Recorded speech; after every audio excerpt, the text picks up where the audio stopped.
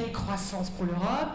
C'est une série de débats initiés par la Fondation Bertelsmann et qui a donc trouvé comme partenaires les instituts français en Allemagne et les instituts Goethe en France.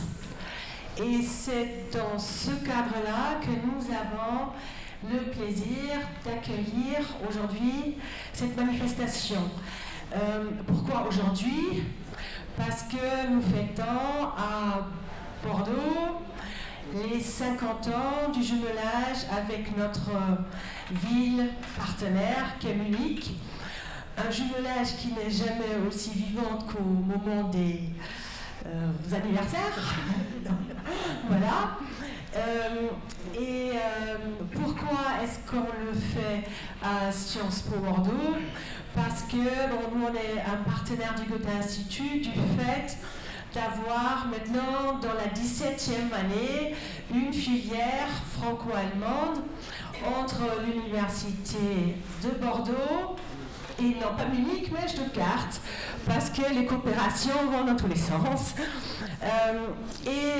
C'est dans ce cadre-là qu'on a trouvé à mobiliser des étudiants, filière et pas filière, à préparer un débat dans les deux langues.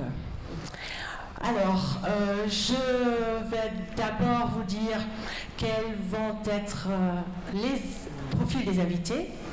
Nous avons la chance d'avoir, non pas des penseurs, mais des vrais acteurs. De Munich, nous avons un acteur de la scène urbaine culturelle, Tunjai Acha, qui va nous parler de ce que vous voyez là, entre autres, parce qu'il est porteur de plusieurs projets. Ça, c'est un projet européen, What's the Deal? Et du côté de Bordeaux, nous avons un acteur local avec un rayonnement international aussi, Jean-Yves Grandidier, qui est président fondateur d'une société de production d'énergie verte située à Bègle, avec maintenant 7 petites partenaires succursales sur le territoire français. Voilà. Et qu'est-ce qu'on fait avec les acteurs comme question, comme perspective de question? Nous avons pensé à cheminer un peu sur l'idée qu'il est et le projet qui existe, qui est mis en pratique et qui s'installe dans la durée. Donc autour de cette idée-là, on a construit nos questions. Un premier bloc, c'est quelle était la motivation pour l'un et l'autre. Un deuxième bloc, c'est quelle coopération locale, nationale, internationale, franco-allemande peut-être. Et un troisième bloc autour de la communication. Comment est-ce qu'ils communiquent autour de leur projet. Et le dernier, comment trouver de l'acceptation auprès des citoyens, auprès des habitants.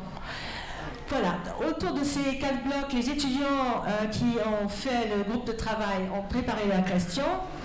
Et toute la manifestation va être scindée en 3 parties. Première partie, les intervenants, les invités vont présenter en 10 minutes, avec traduction, l'essence de leur activité. Après, on passe à la partie questions préparées. Et troisième partie, ouvert au public. Le public pose toutes les questions que vous avez par rapport à la thématique, on ne va pas oublier, croissance et développement durable. Voilà, la modération de tout ça, et c'est le dernier invité de Munich que je vais présenter, c'est M. Julien Thorel, qui est le directeur de l'Institut français de Munich. Et nous avons discuté un peu sur les langues, comment on va gérer le franco-allemand. On va faire donc tout en français, sauf quand on s'adresse à l'invité allemand, on va lui poser des questions en allemand. Les étudiants sur le podium sont préparés à ça. Si la salle veut faire la même chose, c'est très bien, sinon on a une interprète que vous voyez à l'œuvre déjà, parce qu'elle chuchote ce qu'on dit en français dans les oreilles de l'invité allemand. Dernière bienvenue au consul général d'Allemagne qui nous fait l'honneur d'assister à cette manifestation. Madame de Blaye. Je donne ça j'ai oublié, je suis désolée. Voilà, vous avez la gestion de l'enregistrement. Gertrude de Blaye, directrice du Goethe-Institut de Bordeaux, va vous dire quelques mots aussi. Je vais d'abord dire merci d'avoir pu venir écouter et participer à la discussion. Toute l'équipe du Goethe-Institut est ravie. Hein. Et le directeur France, du Goethe-Institut France, Joachim Umlauf, qui aurait voulu être là, n'a pas pu venir, mais il m'a demandé de vous lire ces mots chaleureux. Cette manifestation inaugure un cycle de conférences que nous, le Goethe-Institut, organisons en coopération avec la Fondation Bertelsmann, l'Institut français et des partenaires locaux, comme ici à Bordeaux, l'Institut d'études politiques. C'est à l'occasion des 50 ans de jumelage entre Bordeaux et Munich et des activités à Bordeaux autour de cet anniversaire que ce premier débat a lieu. Je remercie tout particulièrement Andrea Rückert qui a bien voulu se lancer avec nous dans cette aventure. Ce cycle se poursuivra ensuite à Cologne, Munich, Toulouse et Lille et il a pour objectif d'inciter des débats et des idées novatrices franco-allemandes et européens dans le cadre de villes jumelées comme Bordeaux et Munich. Redonner une voix aux citoyens pour relancer la construction européenne, pour laquelle une solide amitié franco-allemande est indispensable, est au centre de notre action. Que le premier débat se déroule avant un auditorium de jeunes, d'étudiants, me semble tout particulièrement encourageant. Je vous souhaite un passionnant après-midi.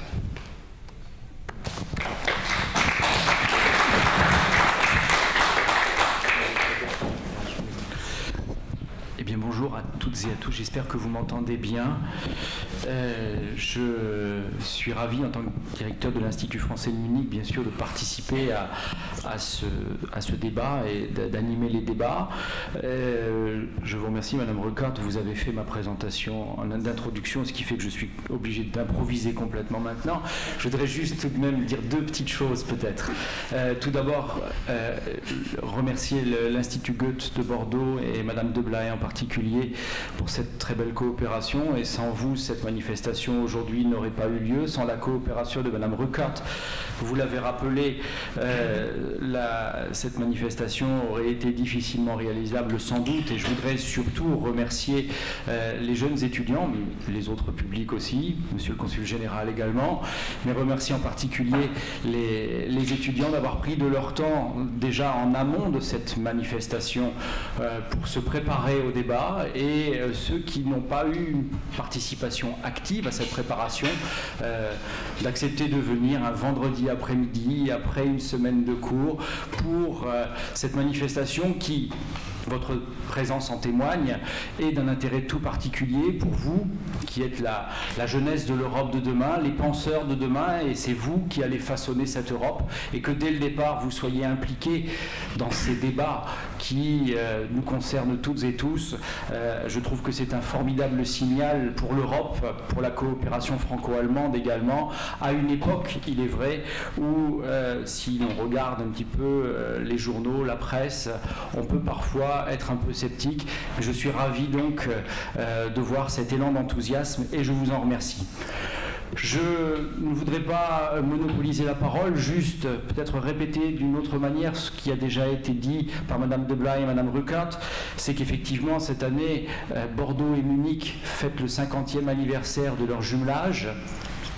Donc scellé en 1964, Et à l'occasion de la première rencontre qui a eu lieu à Munich au mois de juin-juillet dernier, c'était les 30 juin et 1er juillet, les deux communautés même on pourrait dire, se sont accordées sur 2 ou 3 lignes directrices qui sont vraiment au cœur de ce débat, c'est-à-dire bien entendu le développement des relations économiques, bien entendu la culture et bien entendu le développement durable.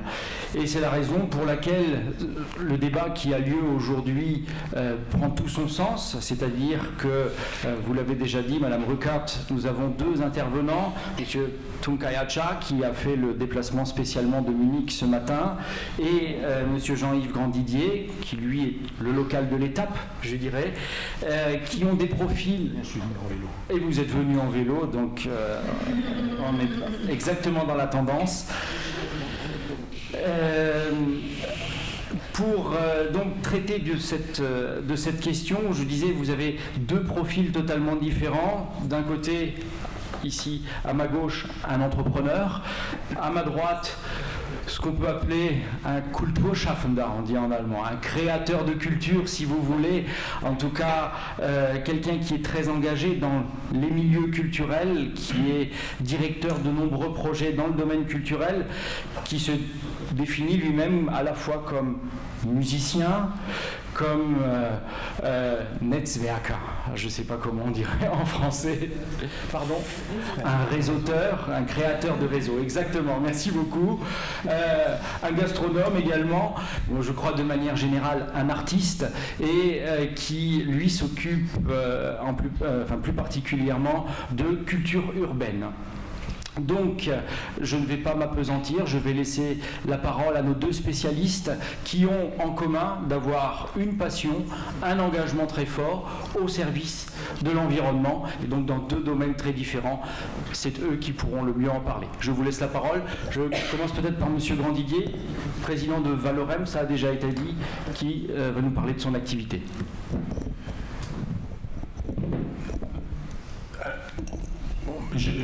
Écoutez, je vous remercie de m'avoir invité, en particulier Andrea Ruckert, de pouvoir m'avoir invité pour effectivement parler un petit peu de mon expérience et aussi justement d'une expérience qui quand même a pas mal de liens avec l'Allemagne. Donc je vais essayer dans ces 10 minutes de vous la décrire rapidement. Valorem, c'est une entreprise que j'ai créée il y a 20 ans. Alors c'est pas les 50 ans, mais c'est les 20 ans cette année. On a fêté les 20 ans de l'entreprise, et au départ, en 1994, quand j'ai créé cette entreprise, c'était un bureau d'études spécialisé dans les énergies renouvelables et la maîtrise de l'énergie. Bon, autant dire qu'à l'époque, il fallait être un peu fou pour créer une telle entreprise en France, avec la prégnance du nucléaire, l'abondance que donnait le nucléaire, voilà, d'énergie, l'indépendance, soi-disant indépendance, etc. Donc il fallait que des gens qui avaient des idées un peu folles pour faire ça. Et donc au début ça a été très dur, et jusqu'à la fin des années 90, on a vraiment réussi à survivre sur des niches de marché, dans le domaine de l'électrification rurale et un petit peu dans le domaine aussi de l'énergie éolienne, où un premier programme quand même d'origine gouvernementale avait comme objectif d'installer 500 MW d'éolien à l'horizon 2005 en France. Ça s'appelle le programme EOL 2005.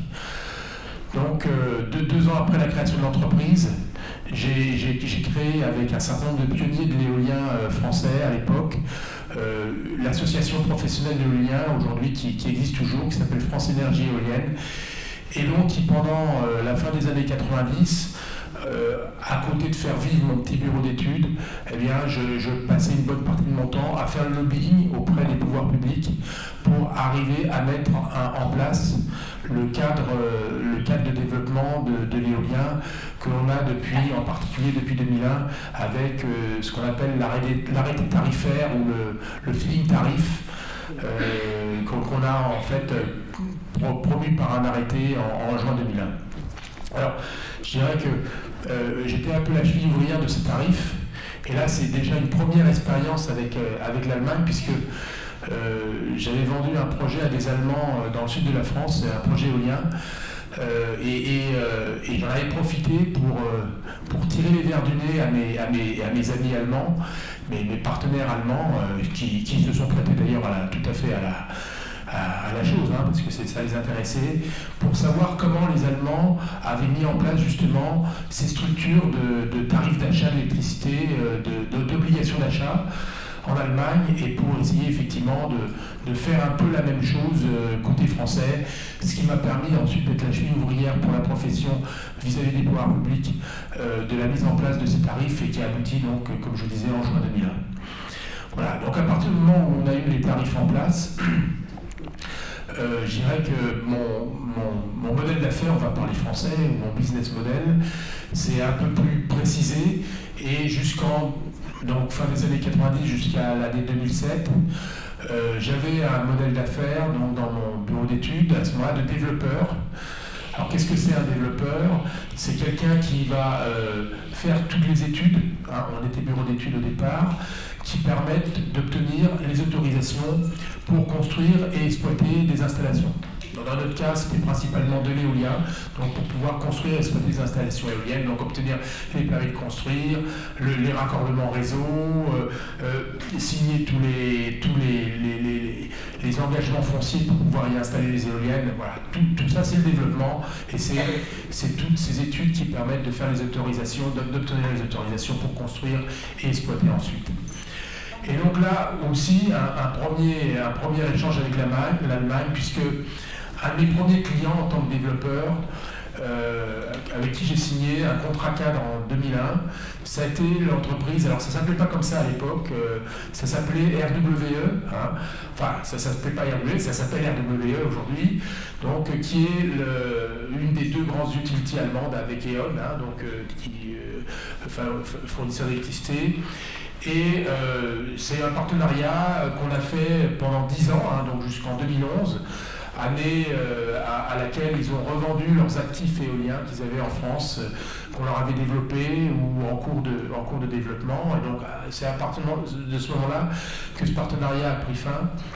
Mais c'est vrai que c'est un partenariat pour moi qui a été extrêmement fructueux, parce que vraiment les Allemands ces Allemands m'ont aidé à développer l'entreprise, et je pense que j'aurais fait ça avec une entreprise française, avec un grand groupe français comme RWE, hein, c'est un grand groupe allemand. J'aurais jamais pu développer mon entreprise comme j'ai pu la développer, et on se serait fait absorber, hein. Et ça, je crois que c'est une grosse différence entre la manière d'approcher l'économie entre la France et l'Allemagne, et qui explique une partie de l'importance de ce qu'on appelle le Mittelstand allemand, et donc l'importance du nombre il faut que je me traduise Mittelstand. Donc, qui explique un peu l'importance, le nombre beaucoup plus important d'entreprises de taille intermédiaire qu'il y a en Allemagne par rapport à ce qu'il y a en France. C'est que, effectivement, en Allemagne, il y a une loi qui empêche les grands groupes qui viennent au départ en tant qu'actionnaires minoritaires dans des PME, qui empêche en fait des prises de contrôle et des absorptions de ces PME, et qui au contraire les aide à grandir.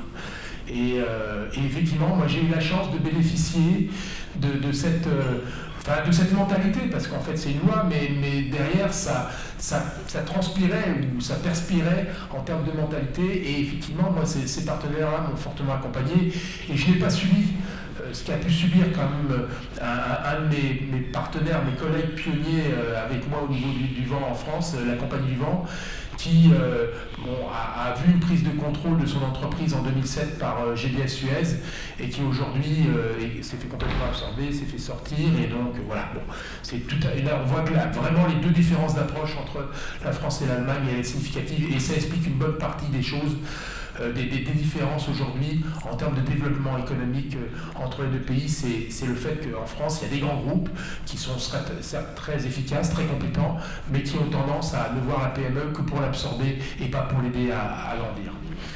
Voilà. Au passage, toujours en relation avec l'Allemagne,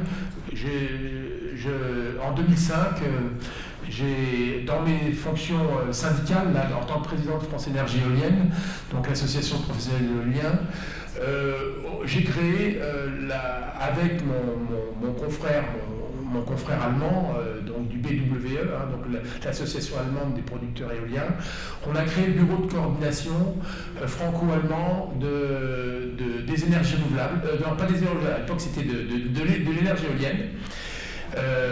En réponse en fait à une commande des ministères français respectifs, français et allemands, qui s'étaient réunis lors de la conférence sur l'énergie de Bonn en 2004, qui avait dit bon bah on va créer cette coordination, et après qui avait dit aux associations professionnelles bon allez vous vous débrouillez. Côté allemand aussi, l'administration et le ministère suivaient. Côté français à l'époque c'était pas du tout, j'étais pas du tout éboulé, et quand on voit la différence de puissance de cette énergie éolienne en Allemagne à l'époque et en France, et toujours aujourd'hui d'ailleurs, c'était pas une situation facile, mais encore là j'ai beaucoup appris, et donc le but de cette coordination c'était en fait d'échanger les bonnes pratiques entre la France et l'Allemagne, enfin surtout que les Allemands puissent nous communiquer leurs bonnes pratiques compte tenu de l'avance qu'ils avaient dans le domaine de développement de l'énergie éolienne. Et effectivement, Delphine Batho, quand elle était au ministre de l'écologie l'année dernière, avec son collègue Peter Altermaier, son homologue allemand, ont fait passer ce bureau de coordination au stade d'office franco-allemand des énergies renouvelables. Elle avait pris vraiment conscience de l'intérêt et de l'importance d'avoir quelque chose, vraiment quelque chose qui fonctionne à ce niveau-là, quoi. Et effectivement de cette coopération dont vous parlez, et d'intensifier la coopération entre la France et l'Allemagne, et qu'on y avait tout ça à y gagner. Voilà, pour finir, à partir de 2007 et en 2008, mon business model a changé, et je finirai là-dessus. Et grâce à 2 levées de fonds successives qui m'ont permis de lever 23 millions d'euros, je suis passé d'un stade de développeur de projet à un stade de producteur d'électricité à partir d'énergie renouvelable, à partir essentiellement éolien aujourd'hui, mais aussi un peu de solaire photovoltaïque. Et ces 23 millions m'ont permis d'apporter ce qu'on appelle les fonds propres que demandent les banques pour financer sous forme de dette le reste de l'investissement. J'ai comme ça pu investir dans 100 MW de parc éolien, ce qui fait à peu près la consommation d'une centaine de milliers d'habitants, toute consommation électrique de 100 000 habitants, tout usage confondu en France. Et aujourd'hui, Valorem, c'est une entreprise intégrée verticalement sur toute la chaîne de valeur de la production d'électricité verte, depuis le développement de notre premier métier jusqu'à l'exploitation et la maintenance à travers une filiale, et en passant par la construction à travers une autre filiale qui fait la construction. Et aujourd'hui, on est 140 personnes, et l'essentiel de notre chiffre d'affaires, c'est effectivement la vente d'électricité, principalement à EDF. Voilà.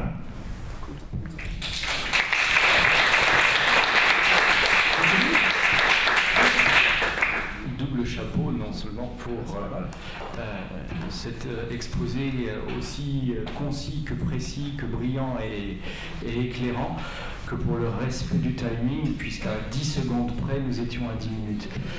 Je crois que votre message est très fort devant une jeunesse française, allemande, franco-allemande.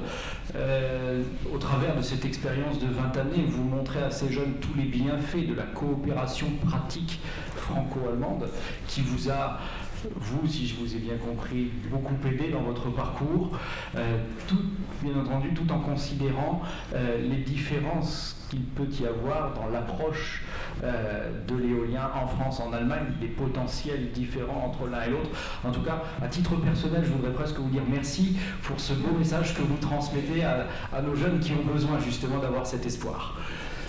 Dans un cadre tout à fait différent maintenant, pour 10 minutes également,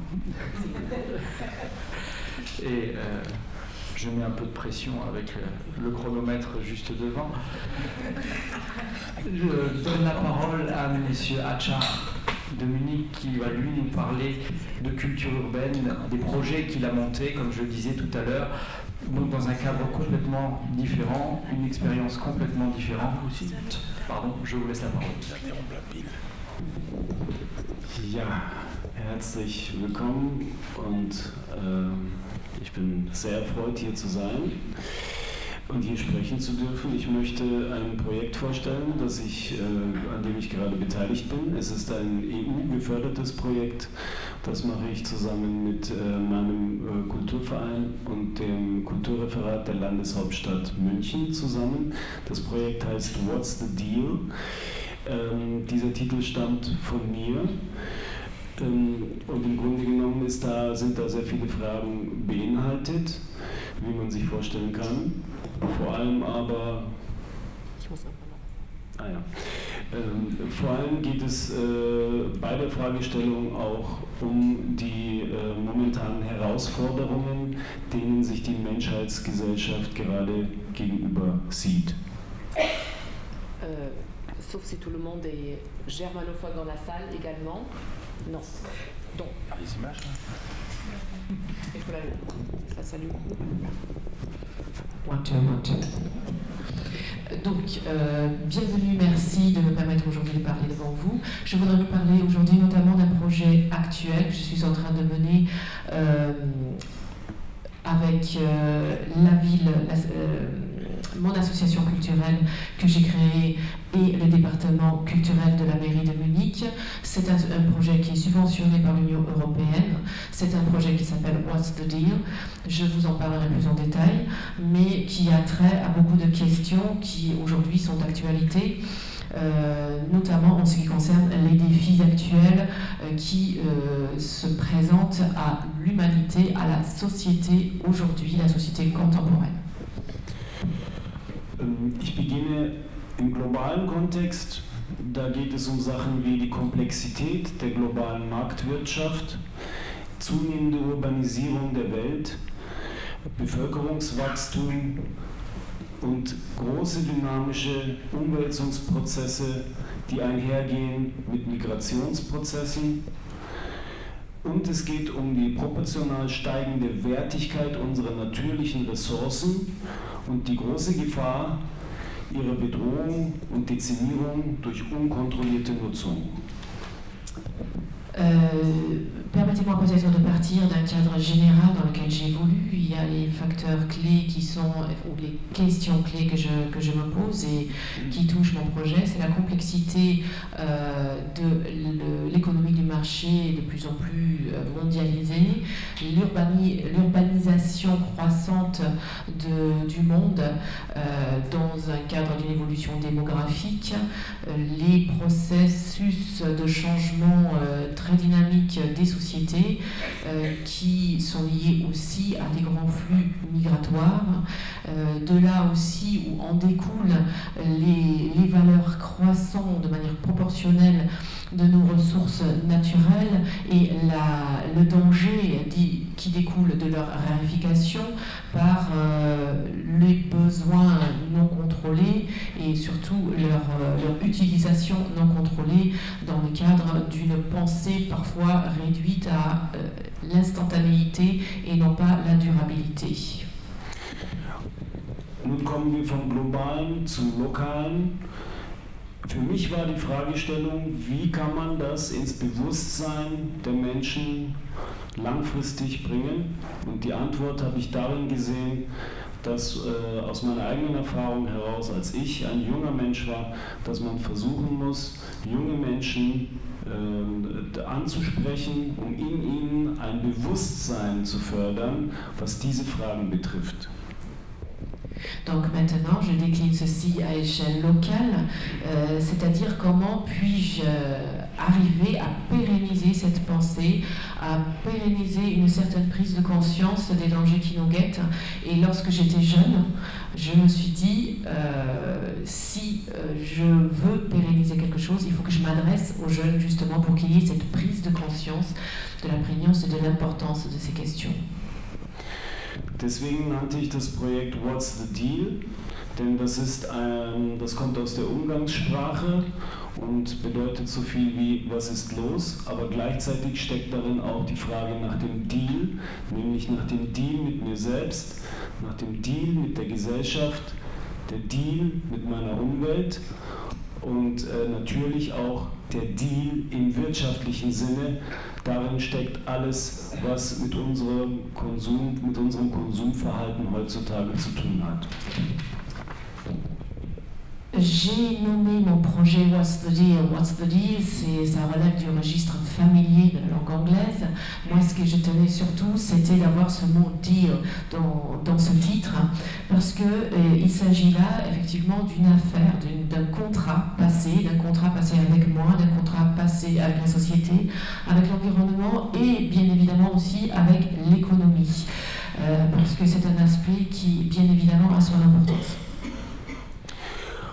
Und deswegen haben wir uns stark reduziert auf ein Thema lokal. In München haben wir uns reduziert auf die Skateboarder-Szene und haben ein Experiment gestartet, um diesen Gedanken in der Skateboarder-Szene abzufragen. Et à Munich, on s'est focalisé notamment sur un groupe, une population particulière pour les sensibiliser justement à ce questionnement, et on s'est adressé aux skateurs.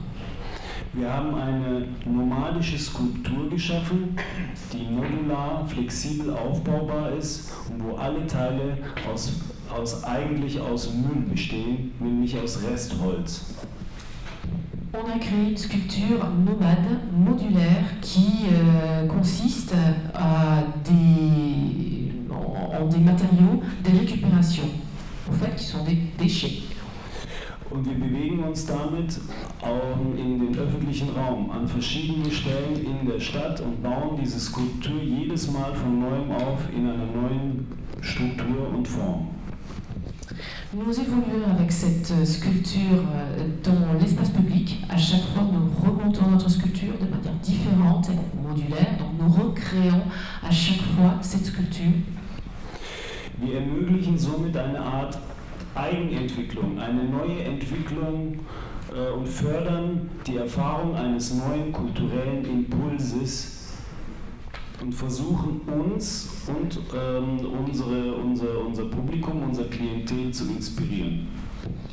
Par ce fait, donc, nous essayons de recréer ce phénomène, d'avoir une création propre de cette sculpture, de permettre à notre public une nouvelle expérience, de donner une nouvelle impulsion culturelle à ces jeunes et de s'approprier à chaque fois cette sculpture.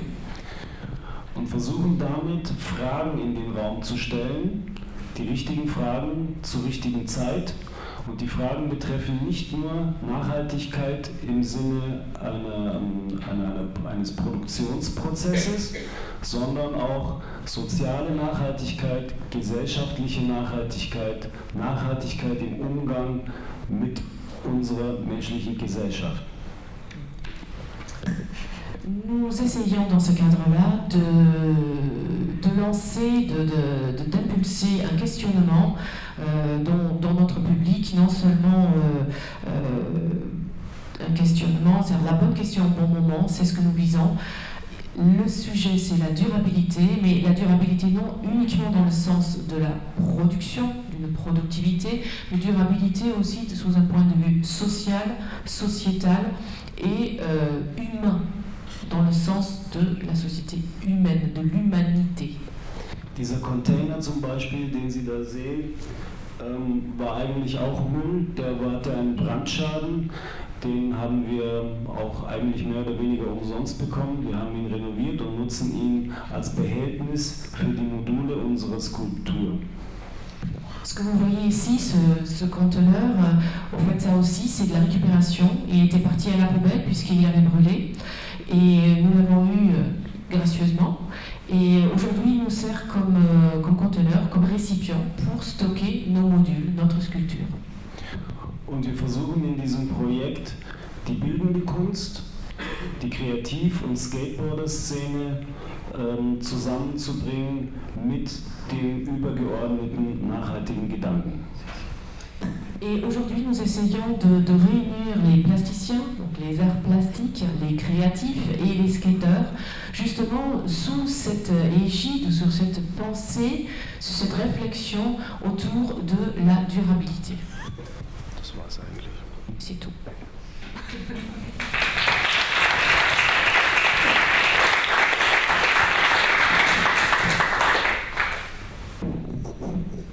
voyez deux expériences tout à fait différentes,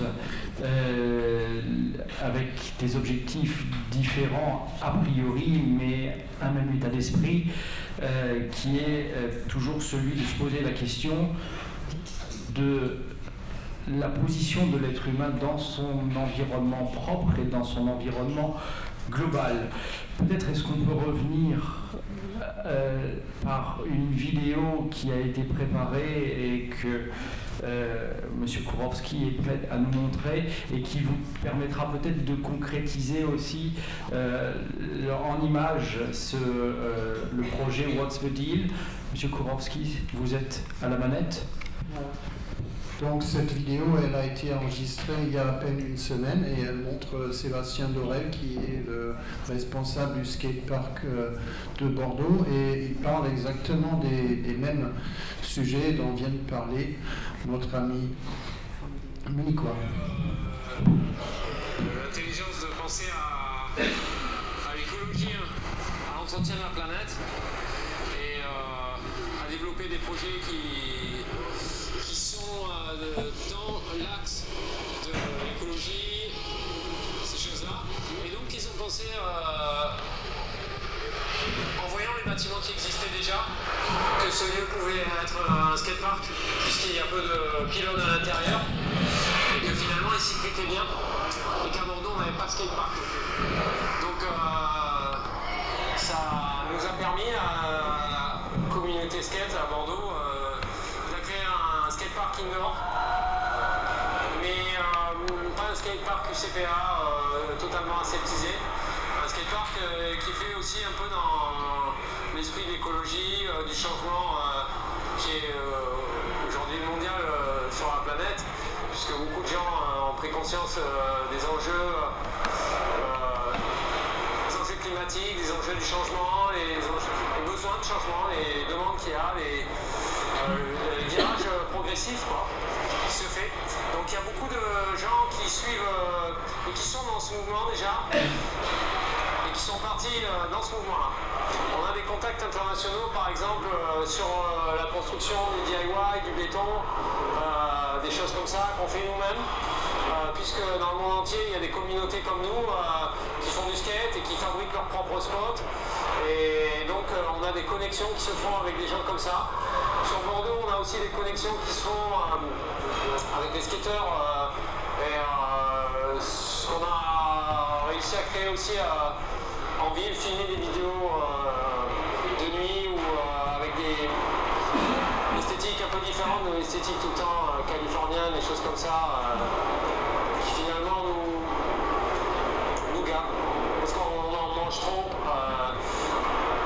et donc on veut changer, on veut garder aussi notre authenticité française, nos façons de faire, notre originalité et c'est finalement ce qui plaît aux gens en venant ici puisqu'ils trouvent un lieu qui est agréable, un lieu où on se sent bien et où les choses sont faites d'une façon qui est originale, donc elle attire le regard, il y a toujours de l'action, il y a beaucoup d'événements, on fait pas mal d'innovations, mais on réagit tout le temps en fonction du mouvement, des événements qu'on a en skate, et les constructions qu'on doit faire, les innovations, on est en perpétuel changement. On fait beaucoup de recyclage. Ça veut dire qu'on a beaucoup plus de travail, puisqu'il faut perdre du temps pour décrocher des planches, désosser des palettes, récupérer du bois à droite à gauche, faire des familles, et les rassembler ensemble, et les réhabiller, et en faire quelque chose de propre. C'est notre challenge ici à nous. Donc on reste dans cette optique-là. Les faux, donc sont Darwin qui a financé jusque-là la construction du skatepark. C'est reconnaissable, puisqu'il y a peu de gens qui pensent et qui soutiennent la scène skate. Donc c'est reconnaissable et c'est appréciable pour tous les gens de Bordeaux qui, eux, peuvent profiter d'un lieu comme ça, qui est une extension de vie ici à Bordeaux, et dans lequel on trouve de l'originalité, le skatepark, l'épicerie, le restaurant, les bureaux, la dynamique attention, comment créer des emplois demain pour des gens qui veulent créer des micro-entreprises avec le recyclage, des choses comme ça. Créer des emplois avec les associations qui font du skate, qui donnent des cours, encadrer les enfants et leur donner le meilleur de notre passion. Donc je pense que d'ici peu, le message sera passé, enfin les gens comprendront mieux le changement qui est en train de se faire ici et ailleurs. Ganz kurz für unseren Gast, also das, was er besonders betont, ist genau das, was Sie gesagt haben, nämlich, dass er sich in so einem Umfeld wohlfühlt, dass er auch die Überzeugung hat, dass mit Sachen, die Sie benutzen, mit Abfall viel zu machen ist. Man hat das ja gesehen in dem Video. Und er betont sehr stark auch die menschliche Seite. Das heißt, dass die Fragen, er stellt sich im Grunde dieselben Fragen, die Sie auch aufgeworfen haben. Nämlich, wie geht es überhaupt weiter mit dem städtischen Leben? Und man fühlt das auch bei ihm. Er ist sehr bekannt hier in Bordeaux, er ist ein alter Skate-Champion, dass diese Akzeptanz der Szene ihm sehr wichtig ist. Und er betont auch gleichzeitig, dass die Arbeit mit den Jugendlichen, die man ja hier sieht, das war am Mittwochnachmittag, da haben die alle frei und da ist wirklich was los, dass diese Arbeit sehr, sehr wichtig ist, dass ihm die wichtig ist und dass er das auch in die Stadt raustragen möchte. Also ich denke, das wird in den Fragen hoffentlich doch auch schon zur Sprache kommen, aber genau darum geht es uns eben auch. Für uns ging es vor allem darum abzufragen, welches Potenzial in den jungen urbanen Kulturen steckt, in denen meiner Meinung nach viel zu wenig der nachhaltige Gedanke beinhaltet ist. Donc effectivement, ça reprend exactement ma réflexion, mais c'est peut-être aussi un débat qui va être amené par les questions que vous allez poser ultérieurement. Mais effectivement, il s'agit là de se pencher un petit peu sur le potentiel de ces jeunes cultures et de savoir jusqu'à quel point la pensée, la réflexion de la durabilité s'y ancre déjà ou peut-être justement ne s'y ancre pas encore suffisamment. Und mir war es vor allem wichtig, dazu muss ich etwas aus meiner eigenen Autobiografie sagen. Ich bin einer der Graffiti-Pioniere, ich komme aus einer Generation der Graffiti-Pioniere Europas, also ich bin Graffiti-Opa. Peut-être pour vous expliquer un petit peu pourquoi ça m'importe beaucoup, je vais vous donner quelques aspects de mon autobiographie. Je viens de la scène de graffiti, à savoir à l'échelle européenne, je suis le grand-père du graffiti. Und ich habe selbst im Laufe meines Lebens erschreckend feststellen müssen, wie sehr meine Kultur übernommen wurde von großen Konzernen, genauso wie das mein Gesprächspartner hier selber auch vorhin gesagt hat, die größte Angst ist, übernommen zu werden mit seinen nachhaltigen Gedanken von einem großen Konzern. Genauso werden auch junge Kulturen, junge urbane Kulturen einfach übernommen von großen Konzernen mit ihrer Idee und Originalität. Et donc toute ma vie j'ai dû constater, et puis c'est une crainte que l'on avait, effectivement que ma culture se fait happer, se fait avaler, engloutir par les grands groupes économiques, et comme c'était le cas aussi, c'est la même crainte partagée avec mon voisin, que effectivement à chaque fois de voir que l'effort, que la réflexion, que la vie que l'on mène se voit happée, avalée, et ça vaut aussi pour les jeunes cultures urbaines comme ça vaut pour les entreprises.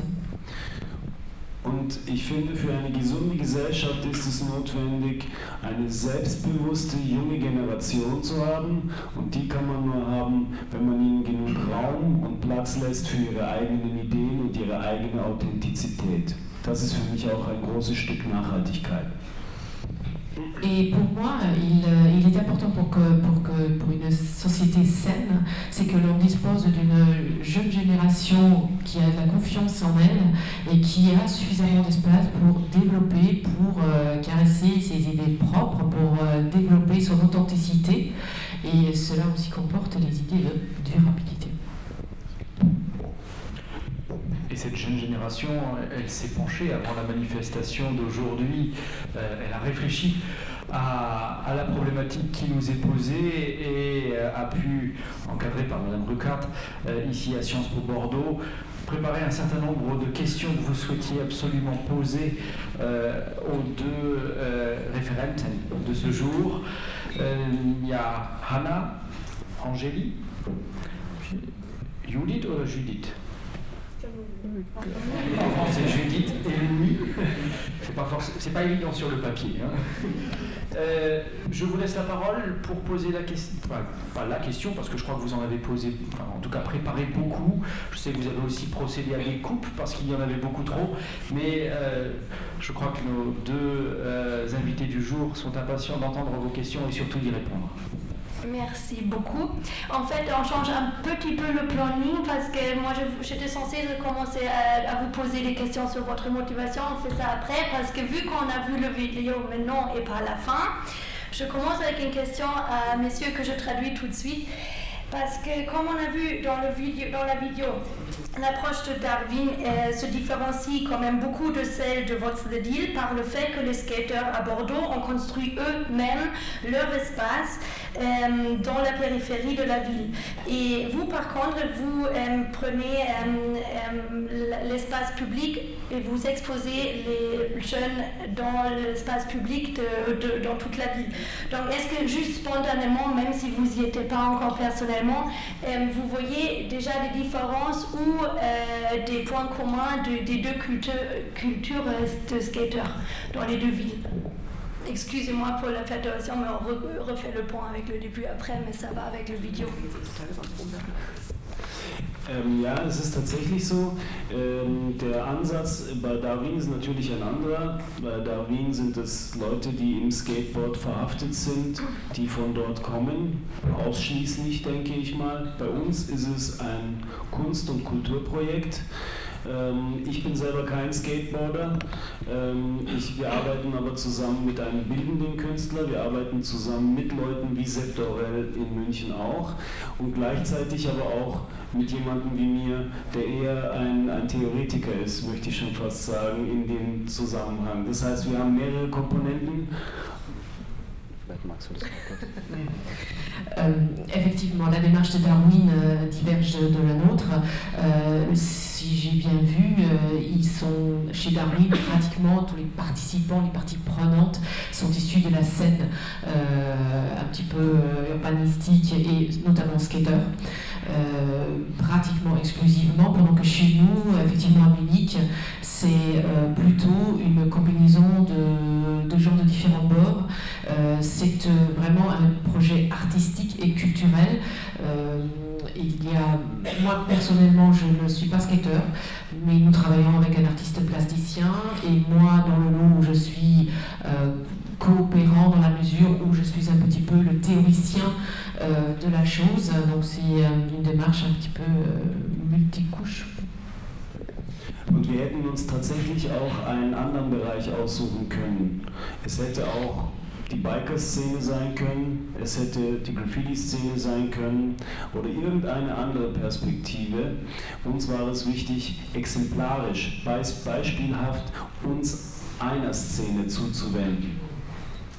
On aurait pu effectivement choisir une autre scène, un autre public. On aurait très bien pu nous focaliser sur les bikers, par exemple. On aurait très bien pu aussi opter pour les graffeurs, les graffitis, ou encore autre chose. Mais ce qui nous importait essentiellement, c'était l'exemplarité de la démarche, à savoir nous focaliser vraiment sur un public et essayer de travailler de manière très ciblée. Und deswegen gehen wir in die öffentlichen Räume, um auch die anderen Menschen zu erreichen und nicht nur die Szene. Et c'est pourquoi nous investissons effectivement l'espace public, parce qu'on ne veut pas s'adresser exclusivement au public issu de cette scène, comment dire ça, de ce groupement très particulier, mais on veut atteindre tout le monde, on veut impliquer tout le monde. Merci beaucoup. Alors maintenant, on commence comme prévu avec le premier bloc thématique comme Mme Ruckert a introduit, ce qui concerne la mobilisation et surtout la motivation derrière les projets. J'aimerais bien commencer avec vous, Monsieur Granidier, parce que comme vous venez de dire, vous fêtez le 20e anniversaire de votre entreprise, mais à la base, c'était quand même une idée révolutionnaire. Et du coup, c'est pas évident de fonder une entreprise spécialisée dans les énergies renouvelables à Bordeaux, mais quelle était votre motivation personnelle derrière? Quelle était vraiment votre inspiration et l'élan pour mettre en place ce projet ambitieux? Je ne sais pas si je dois le dire. Moi, je suis arrivé à Bordeaux en 1977 parce que je suis rentré à l'école des arts et métiers, donc qui n'est pas très loin d'ici, là. Et en fait, à l'époque, c'est une époque où il y avait des centrales nucléaires, donc les chantiers commençaient dans l'angle estuaire de la Gironde, là, à Bro-Saint-Louis. Et très rapidement, j'ai milité au comité antinucléaire de Bordeaux pour essayer de me bagarrer contre la mise en place de ces centrales nucléaires. Bon, voilà, et donc j'étais un militaire antinucléaire à l'époque, au comité antinucléaire, le CAM, on appelait ça à Bordeaux. Et mais comme je suis quand même, je faisais l'école des arts et métiers, donc c'est une école d'ingénieur mécanique, et que quand on est ingénieur, c'est bien d'être contre, mais on aime bien aussi être pour, quoi. Donc on dit on va essayer de présenter et de faire avancer des alternatives à cette énergie nucléaire. Et à cette époque-là, j'ai commencé à construire des éoliennes, même puisqu'il y en a eu très longtemps. J'avais fait une éolienne là qu'on avait mis sur le groupement foncier agricole qui avait été installé à Bro-Saint-Louis en face de la centrale nucléaire pour essayer de retarder en fait là, le groupement foncier. C'était des militants qui se réunissaient pour acheter des terrains et pour retarder la préemption de terrain par EDF pour construire sa centrale, pour donc retarder un peu le projet. On essayait de faire ce qu'on pouvait avec nos moyens. C'était un peu le pot de terre contre le pot de fer. Et voilà, donc j'ai installé des éoliennes. Après on l'a déplacé quand on a perdu le combat en 82, que la centrale s'est mise en route, on l'a installé à l'UT. Et depuis ce moment-là, vous voyez, le problème de l'énergie éolienne, c'est quand vous y mettez le doigt, vous y mettez le bras, quoi. Et donc c'est devenu quelque chose qui m'a tenu beaucoup à cœur. Et donc alors il s'est passé du temps, parce que 81, 82, et puis à un moment donné, l'opportunité s'est faite et je dis on va essayer. Avec d'ailleurs au niveau de l'actionnariat au début, c'était pas mal d'amis qui étaient à la fois d'ailleurs des étudiants à l'époque que j'ai connus aux arts et métiers beaucoup et qui étaient aussi dans le comité antinucléaire qui m'ont fait l'actionnariat de Valorem, et le but c'était effectivement d'apporter notre petite contribution à éviter d'aller dans le mur au niveau de la problématique énergétique. Sachant qu'à l'époque, le changement climatique n'existait pas, c'était le problème de la pénurie d'énergie, d'énergie fossile, de pétrole en particulier, et le risque nucléaire qui nous motivait. On s'est dit on va essayer de participer à créer à notre petit niveau, à participer, à contribuer à cette alternative. Et Valorem, ça veut dire valorisation à partir de sources renouvelables et de la maîtrise de l'énergie. Valorisation et sources renouvelables, le RE de renouvelable et M de maîtrise de l'énergie. En fait, ça veut dire quelque chose derrière. Super, merci beaucoup. Je crois qu'on a mieux compris comment vous avez pu achever ce succès. Et vu que vous avez parlé de vos amis allemands tout à l'heure avec lesquels vous avez déjà bien coopéré, bien entendu, on se retrouve quand même dans le cadre du 50e anniversaire du jumelage Munich-Bordeaux. Donc concrètement, dans quelle mesure pouvez-vous vous imaginer de renforcer ou retravailler la collaboration avec les Allemands? Par exemple, on a réfléchi aux petites idées. Peut-être vous saviez, à Munich, il y a une université qui propose des énergies renouvelables où les étudiants ont toujours besoin d'une entreprise qui accompagne leur mémoire. Est-ce que vous pouvez vous imaginer d'accueillir plus d'apprentis ou de stagiaires ou d'accompagner des mémoires ou renforcer un peu la coopération? Mais si vous ne voulez pas répondre aussi précisément, vous pouvez bien prendre la question élargie aussi. On accueille beaucoup d'apprentis et de stagiaires, donc pourquoi pas en accueillir de Munich. Il faudrait voir. Aujourd'hui, si on parle de l'Europe, hier j'étais à Helsinki, donc je ne sais pas si vous avez des étudiants finnois. qu'on pourrait accueillir pour pouvoir ensuite aller travailler là-bas. On a des vues importantes sur la Finlande, voilà. Mais avec plaisir. Mais pour avoir 2-3 mots de plus, vous avez des projets concrets de renforcer une coopération ou de retravailler ce partenariat avec les Allemands, que ça a bien marché? Bon, aujourd'hui, non, parce qu'en fait, ils nous ont aidés et aujourd'hui, maintenant, on vole un petit peu de nos propres ailes. Enfin, on a encore des capitaux développeurs institutionnels qui nous entourent, mais c'est vrai qu'ils nous ont permis de nous lancer, de grandir, d'acquérir des compétences. Donc, a priori, c'est pas tellement ce qu'on cherche aujourd'hui. Mais malgré tout, on a encore beaucoup d'échanges avec les Allemands, en particulier les fournisseurs de turbines. On achète beaucoup d'éoliennes en Allemagne, puisque c'est un des principaux, l'Allemagne est un des principaux fabricants d'éoliennes. Et puis, moi, je suis toujours dans le conseil d'administration de l'Office franco-allemand des énergies renouvelables. Et d'ailleurs, je serai à Berlin, là, vers le 14 ou 15 novembre, on a une assemblée générale, on a une conférence dans laquelle j'interviens. Donc les coopérations, elles restent là au niveau institutionnel et je les vois de manière très importante parce qu'on a beaucoup à apprendre du pragmatisme allemand, en particulier dans les visions qu'aujourd'hui, dans le domaine du développement des énergies renouvelables, on n'a pas du tout en France. On voit la loi de transition énergétique qu'on essaye de faire voter, qui est en cours de vote. Quand je vois un petit peu les débats qui ont lieu avec un certain nombre de députés qui s'accrochent à ce sacro-saint nucléaire et qui ne comprennent pas qu'on veuille simplement ramener à 50% la part du nucléaire dans la production d'électricité française, je me dis qu'on est complètement... les gens, il n'y a aucune vision en France, il n'y a aucune vision, c'est un vrai problème. Aujourd'hui, je dirais la France, c'est un pays béni des dieux pour les énergies renouvelables, beaucoup plus que l'Allemagne, beaucoup plus que l'Allemagne. On a au niveau de l'éolien le deuxième potentiel éolien européen, avec les différentes façades maritimes qu'on a le nord de la France et puis la Méditerranée, des régimes de vent très différents. On a beaucoup d'hydraulique grâce aux montagnes. On a du soleil au moins dans le sud de la France, on a beaucoup de bois, on a des surfaces très étendues avec une agriculture importante, on est un pays qui est quand même beaucoup plus grand que l'Allemagne, un petit tiers de plus, et on a en plus de ça la chance par rapport aux Allemands d'avoir ce que j'appelle au niveau de l'éolien par exemple la ceinture éolienne de Paris, c'est-à-dire que là où va se développer l'éolien terrestre le plus en France dans les années qui viennent, et d'ici 2020, c'est dans les régions Picardie, Champagne-Ardenne et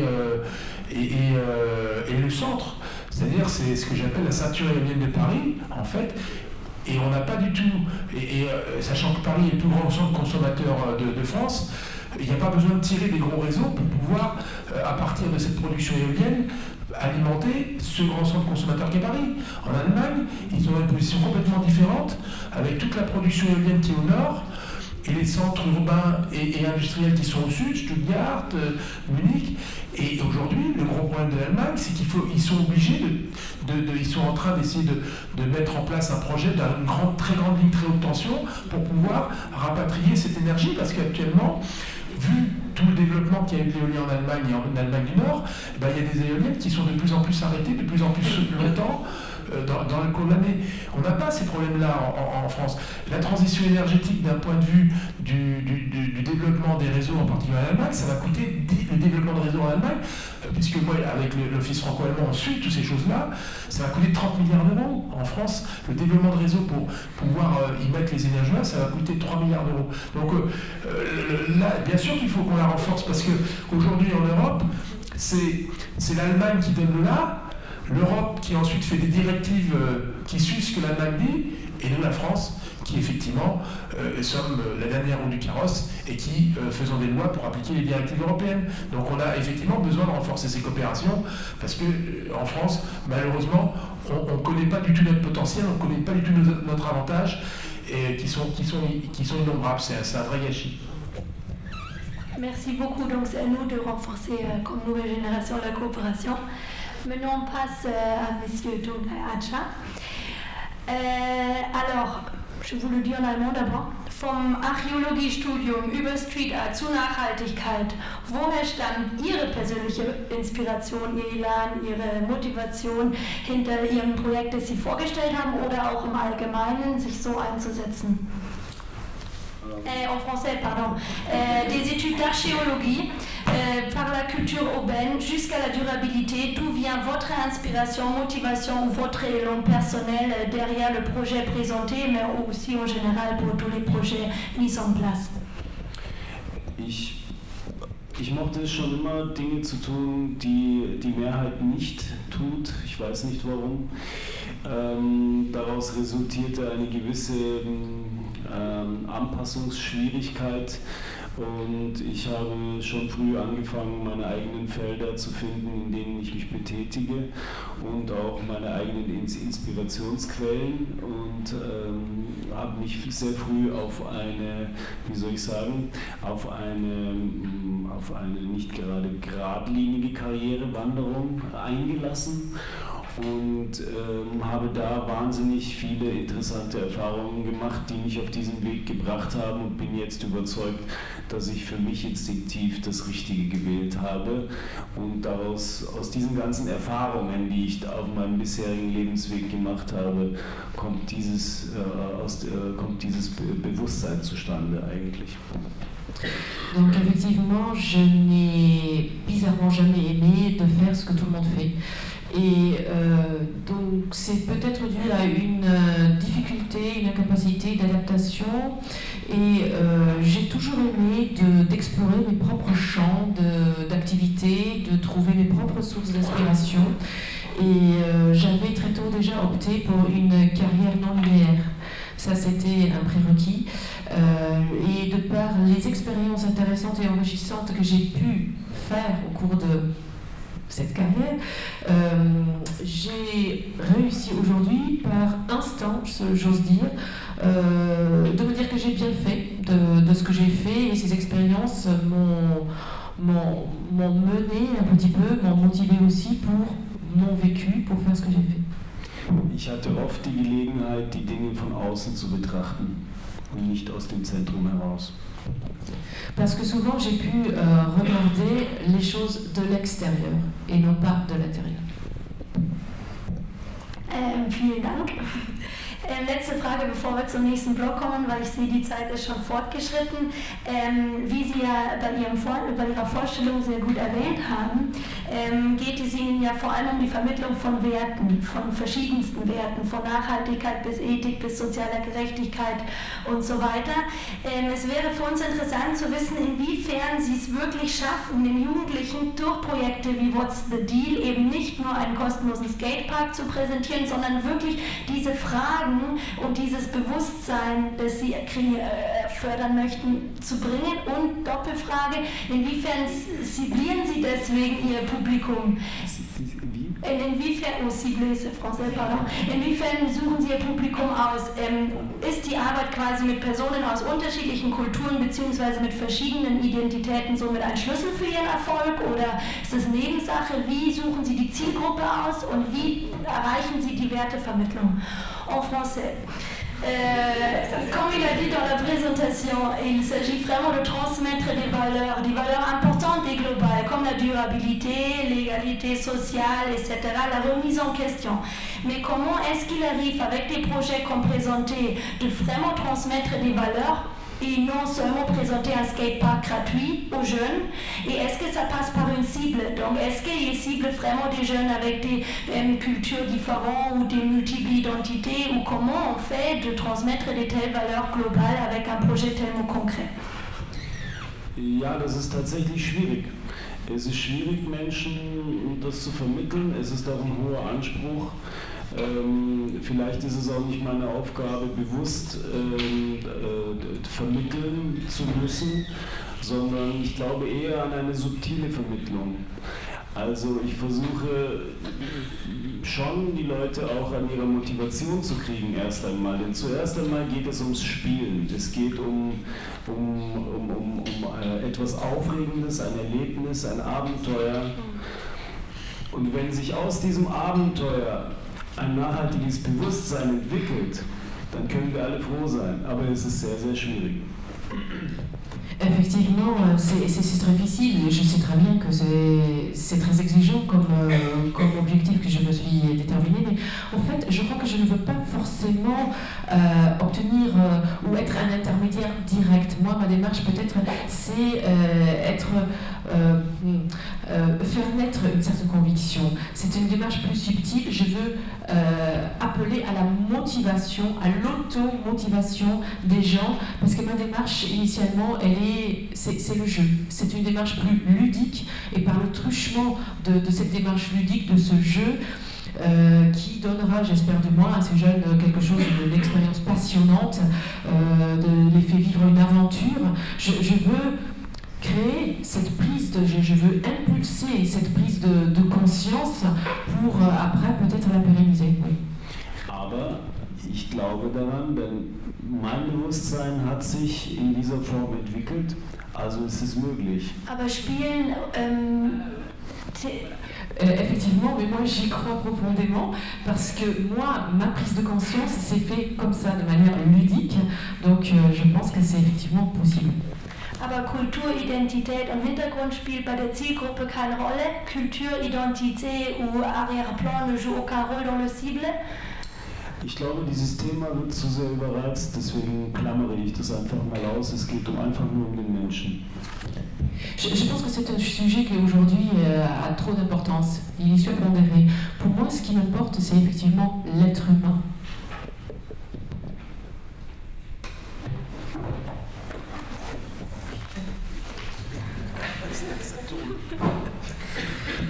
Donc, voilà, c'est ça. Donc, bonjour à tous. On va passer à un bloc coopération.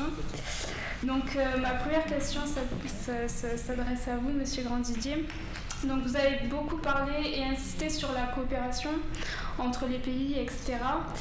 Et est-ce que justement, on n'est pas plus dans un rapport de concurrence qui, justement, dans ce domaine, empêcherait certaines évolutions ? Oui, c'est vrai qu'il y a une concurrence entre les entreprises, mais malgré tout, les entreprises ont un intérêt commun qui est celui de développer leur activité. Et donc, quand on fait de la coopération au niveau de l'Office franco-allemand des énergies renouvelables, c'est clair que, enfin, moi c'est comme ça que je l'ai vu à l'époque où on a créé ça, c'est que ça permettait en fait pour nous Français et professionnels côté français, de pouvoir obtenir le témoignage de l'expérience allemande auprès des pouvoirs publics français pour leur dire regardez les pratiques, regardez les bonnes pratiques. Et donc, il n'y a pas de concurrence. Si ils ont développé des bonnes pratiques en Allemagne, c'est très bien. Et nous, on était dans cette optique-là de pouvoir faire comprendre aux pouvoirs publics français, voilà, ça c'est des bonnes pratiques, et maintenant essayons de traduire ça dans notre législation, dans notre réglementation, pour permettre le développement de ces énergies renouvelables qu'on appelle de notre vœu. Alors après, c'est vrai, les entreprises allemandes qui sont adhérentes à l'Office franco-allemand, comme la mienne y est aussi, elles avaient plus une optique de dire, tiens, on s'est bien développé sur le marché allemand, puisque je dirais qu'il y a une différence d'une dizaine d'années entre les deux pays au niveau des énergies renouvelables. Et donc, on commence à avoir peut-être à être un petit peu restreint aux entournures sur le marché allemand. Et la France, c'est un grand pays, c'est un vaste pays qui est juste à côté de chez nous, où il y a des potentiels en plus, et ça ils l'ont bien compris, et ils se sont dit, voilà, on va poursuivre notre développement. Ça paraît assez naturel d'aller poursuivre notre développement sur ce pays à côté, où justement avec la présence nucléaire, il n'y avait pas d'initiative forte à l'intérieur du pays. Donc effectivement, eux, ils avaient une motivation pour pouvoir venir développé en France, et il y a beaucoup de développeurs qui sont mes confrères, qui sont mes concurrents, mais on se retrouve aussi au sein de France Énergie Éolienne, et on essaye de promouvoir et d'inscrire un cadre réglementaire qui nous agrée à tous. Et puis après, bien sûr, sur le terrain, eh bien, on peut être en concurrence. Il y a de la concurrence, mais il y a aussi, on a aussi un intérêt commun à développer notre marché, quoi. Donc vous nous parlez souvent de l'Office franco-allemand. Est-ce que vous pensez qu'une telle organisation est possible à l'international avec beaucoup plus de pays? Est-ce que vous pensez qu'il y a un frein à ça, et si oui, lequel? Écoutez, après, effectivement, c'est un peu une forme un petit peu originale, l'Office franco-allemand des énergies, parce que si vous voulez, au niveau international, qu'est-ce qu'il y a? Il y a dans nos domaines professionnels, on est rassemblés dans des syndicats, et donc il y a les syndicats au niveau français, puis il y a les syndicats au niveau des pays, puis il y a les syndicats au niveau européen. Donc au niveau de l'énergie éolienne, il y a l'association européenne de l'énergie éolienne. Au niveau du solaire, c'est pareil. Voilà, donc il y a des coopérations, mais c'est plutôt dans des syndicats professionnels qui sont, par exemple dans le cas européen, qui sont à Bruxelles et qui vont faire le lobbying. On a la même chose au niveau mondial, le Global Wind Energy Association, qui elle effectivement rassemble tous ceux qui veulent développer l'énergie éolienne. Donc la coopération, elle se fait, mais plus à travers des syndicats professionnels. Là l'Office franco-allemand, c'est un petit peu différent que celui des syndicats professionnels, puisque en fait les pouvoirs publics sont partie prenante de ces offices et les financent de manière non négligeable. Très bien. Merci beaucoup. Nous allons passer à Alcha. Also Sie führen Ihr Projekt mit 4 Partnerstädten durch, und meine Frage ist, nach welchen Kriterien wurden die Partnerstädte ausgesucht? Donc Achar a développé son projet avec 4 villes partenaires. Donc je lui ai demandé selon quels critères ont été choisis ces 4 villes partenaires. Merci. Also ich für mich habe eine wesentliche Priorität, wenn ich mir Partner aussuche, und das ist die Begeisterung und das Engagement. Moi, personnellement, j'ai des priorités selon lesquelles j'ai choisi mes partenaires, à savoir, c'est toujours la passion qui les anime et leur engagement. Und das merkt man gleich in der ersten Reaktion. Wenn da gleich Visionen und Ideen kommen, dann ist das für mich ein Zeichen, dass man mit dem Partner gut arbeiten kann. Et ça, normalement, ça se détermine déjà à la première réaction, lorsque je vois que tout de suite émergent des visions, des idées, et à ce moment-là, je sais tout de suite que la coopération sera fructueuse.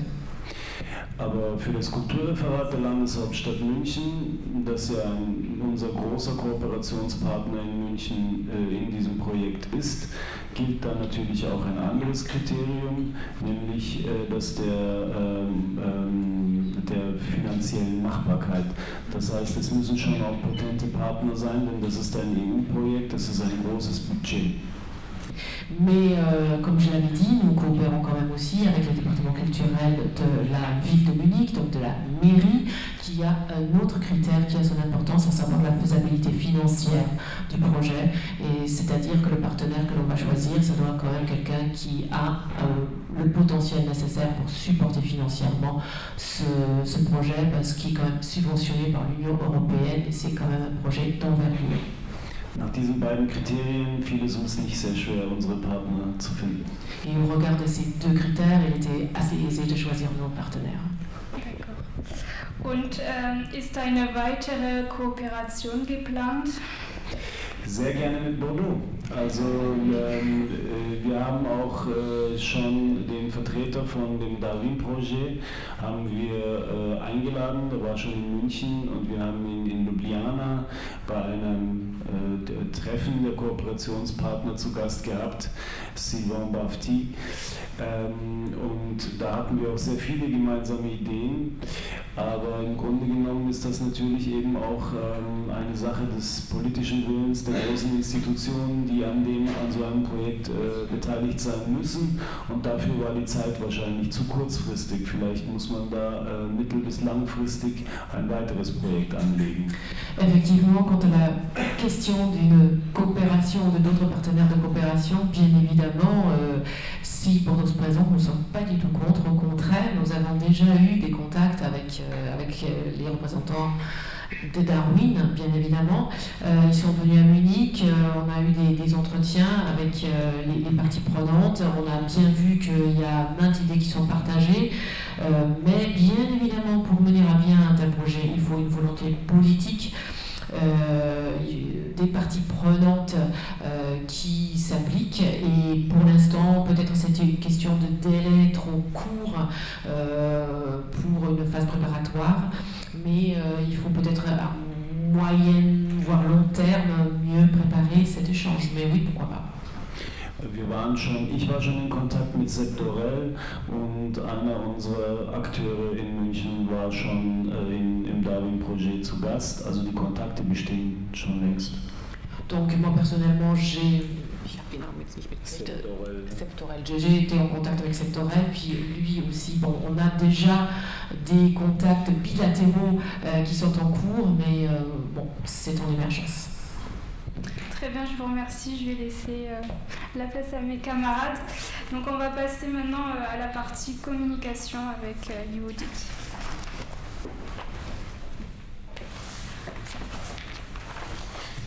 Merci Angélie. Donc je vais vous poser deux questions, Monsieur Grandidier, et à vous aussi, Monsieur Hatcher, après, qui relèvent plus ou moins du domaine de la communication. Et donc, Monsieur Grandidier, je vous prie de bien vouloir nous présenter l'organisation interne de votre entreprise, car dans le journal Éolien, qui est paru en 2011, donc je cite, il y a plusieurs déclarations de vos collègues qui témoignent d'une ambiance conviviale à Valorem, où donc, la bonne humeur fait partie du quotidien, et vous êtes même décrit comme grand leader, et il y a une personne qui résume cette pensée comme ça. Donc, Valorem est une grande famille dans laquelle tout le monde travaille pour un même but. Et je me demande maintenant, quelle est votre formule magique, votre stratégie pour atteindre un tel degré d'acceptation au sein de votre entreprise. Ouais, ça serait bien si vous parliez un peu de votre quotidien éthique, qui me paraît particulièrement intéressant.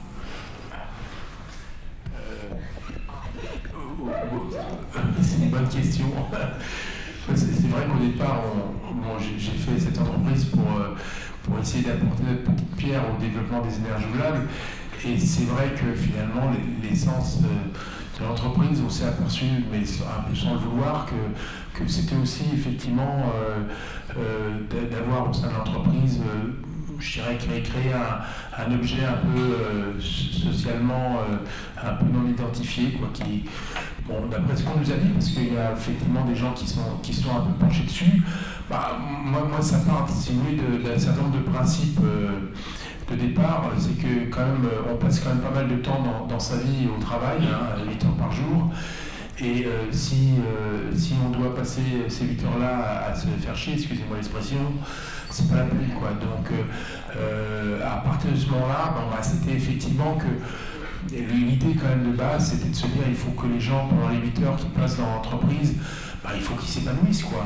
Donc on essaye, parce que c'est, mais sans avoir fait des choses vraiment très spécialement pour, on essaye de développer cette possibilité que les gens viennent à l'entreprise le matin en chantant, puis qu'ils n'aient pas un nœud au ventre qui fasse qu'effectivement, voilà, ils passent ces 8 heures-là de mauvaise manière, quoi. Et de toute façon, en plus de ça, ça rejoint un petit peu aussi je dirais une certaine forme d'efficacité, parce que si vous avez, en plus de ça, il faut voir, voilà, si les gens sont bien dans leur travail, souvent ils sont plus disponibles pour pouvoir être créatifs, pour pouvoir trouver les bonnes solutions, ils sont moins inhibés par, en se disant ouais, qu'est-ce que le chef va me dire, qu'est-ce qui va se passer, donc ils peuvent plus facilement laisser libre cours à leur créativité, à leur initiative, et c'est vrai que bon, on laisse beaucoup d'autonomie aux gens, c'est ma façon de voir les choses et d'être, et ainsi qu'à mon partenaire là, avec qui on dirige l'entreprise, Pierre Girard. Et c'est peut-être comme ça que ça a un petit peu transpiré. Alors après, il faut voir que c'est vrai que souvent les gens qui viennent dans une entreprise comme la nôtre, c'est aussi des gens qui sont motivés. C'est aussi des gens qui ont des valeurs, qui vont dans ce sens-là. C'est souvent pas, même si on ne fait pas de critères de sélection, voilà, il faut que le gars il ait une pensée écologiste, etc. pour venir dans l'entreprise. Non, il n'y a pas de prosélytisme dans ce sens-là ou de sélection sur ces critères-là, mais c'est vrai qu'en général, ceux qui tapent à notre porte, c'est aussi des gens qui sont motivés pour faire ce travail-là. Donc voilà, oui, effectivement, l'alchimie n'a pas trop mal pris, bon, mais après, il faut voir qu'on est quand même une entreprise comme les autres, dans lesquelles il y a aussi des réalités économiques, il y a des gens qui peuvent aussi arriver à ne pas obligatoirement se sentir bien dans l'entreprise. Bon, comme disait Andrea au début, on a des agences réparties un peu partout en France, et j'avais une filiale une partie d'une filiale qui était à Rouen, qui à un moment donné avait une dizaine de personnes, qui hier se trouvait avec 3 personnes. Bon, pas pour des raisons économiques, on a fermé la filiale. Donc on est aussi, il ne faut pas non plus idéaliser les choses, on est aussi dans des contraintes économiques et on a aussi, même si on essaie de faire correctement les choses, il y a des réalités économiques qui nous rattrapent et qu'il faut quand même demander, on ferme une filiale, les 3 personnes qui restaient, elles ne voulaient pas venir à Bordeaux parce qu'on leur avait proposé de se reclasser, on est obligé de licencier, donc il ne faut pas non plus croire que tout est beau et tout est rose, on est aussi dans des réalités économiques. C'est la vie.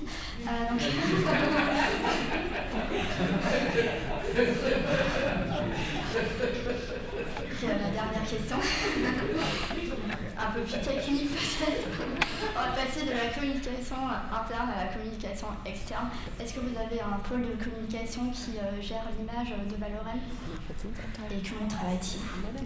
Oui, on a 4 personnes qui s'occupent chez nous de la communication, donc sur 140, interne et aussi externe.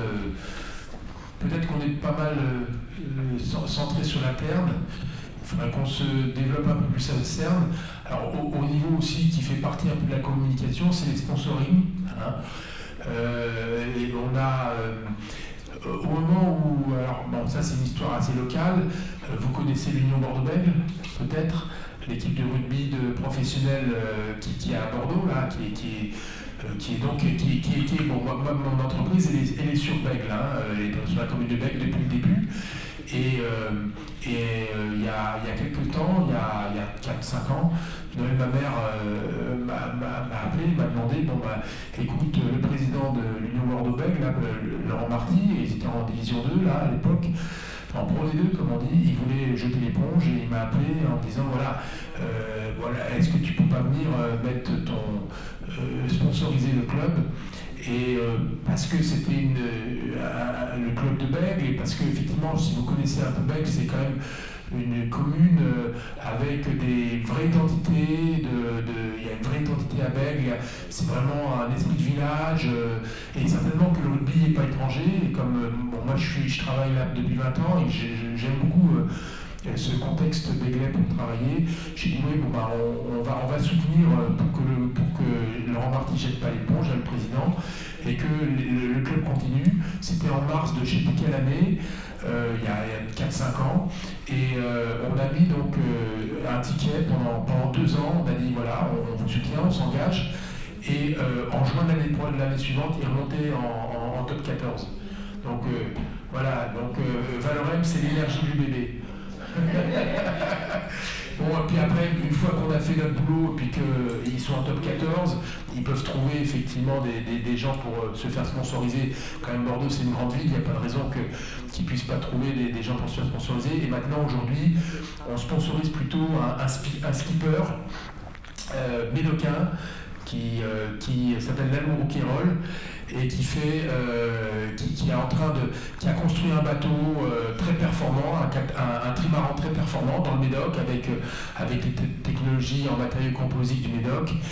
Et donc on sponsorise Lalo Rouquayrol dans ces initiatives. Donc là, le début du mois prochain, il va faire la route du Rhum avec comme objectif de la remporter dans sa catégorie, c'est les 50 pieds en trimaran, donc j'espère qu'il va la remporter parce que c'est pareil, là on a mis pas mal d'argent pour le soutenir. Alors pourquoi on le soutient? C'est parce que la voile c'est le vent, c'est un peu aussi comme ce qu'on fait, et puis c'est le Médoc et on a envie de développer l'énergie éolienne, l'énergie solaire dans le Médoc. On vient de finir d'installer un gros parc solaire de 24 MW à Sainte-Hélène, donc c'est pas très loin d'ici. Voilà, et puis on voudrait aussi faire de l'éolien. Il y a de la place dans le Médoc, il y a du soleil, c'est quand même une région qui est bien vantée de notre région et bien ensoleillée. Voilà, et puis Lalo Rouquayrol, c'est un homme fort sympathique, il y a beaucoup de valeurs qui sont proches des nôtres, et c'est pour ça, voilà, c'est un peu à travers ça qu'on fait notre communication externe, à travers ces sponsorings avec des gens qui se retrouvent sur nos valeurs. Dans le rugby, c'est pousser ensemble en mêlée, quoi. C'est l'esprit d'équipe, c'est les valeurs qui ont été communiquées sur Bègle, et puis ce Lalo Rouquayrol, médocain dans l'âme. D'accord, merci. Je vois qu'il y a beaucoup de travail là-dessus. Herr Tschar, jetzt kommen wir aber zu Ihnen. Ich habe auch ein paar Fragen, die sich um Kommunikation mehr oder weniger drehen. Und die erste, ist Kunst für Sie eine Form der Kommunikation? Oder eher gesagt, ist Kommunikation für Sie eine Form der Kunst? Weil bevor Sie hierher gekommen sind, gehe ich zu, habe mir ein paar Videos angeguckt, Ihren Blog auch durchgelesen. Und Ihre Rhetorik zeichnet sich dadurch aus, dass Sie bewusst auf das politisch korrekte Sprechen verzichten. Und manchmal schockiert das so die einen oder anderen. Und ich frage mich aber, ist das eine Stratégie von Ihnen? Ja, klar. Moment, Entschuldigung. En français, ça donne à peu près ça. Donc, dans quelle mesure l'art est un moyen de communication pour vous? Votre usage de langage est caractérisé par l'absence d'expression qu'une grande majorité de personnes considèrent comme politiquement correcte. Donc, vous avez choisi d'utiliser un répertoire choquant plutôt.